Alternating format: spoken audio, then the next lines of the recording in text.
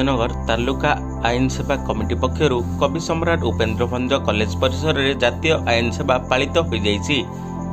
अतिरिक्त जिला दौरा जज तथा तालुका आईन सेवा कमिटीर अध्यक्ष देवदत्त पट्टनायक अध्यक्षतार अनुष्ठित बैठक में वरिष्ठ देवानी जज सोमालिना मिश्र, एसटीजेएम अमित कुमार, भारप्राप्त अध्यक्ष आरतीबाला प्रधान, कॉलेज परिचालना कमिटी सभापति राजेंद्र प्रसाद प्रधान, सदस्य डॉक्टर पूर्णचंद्र त्रिपाठी प्रमुख अतिथि भाव मंचासीन रही कमिटी सदस्य अलका मंजरी पट्टनायक संयोजना करथिले।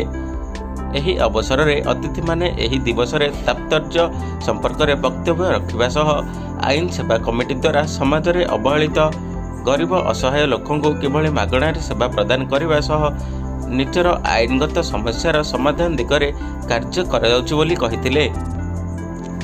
अधिकरू अधिक लोक ए दिगरे सचेतनता होई एहार सुफल पाइबे पई वक्तव्य रखिथिले।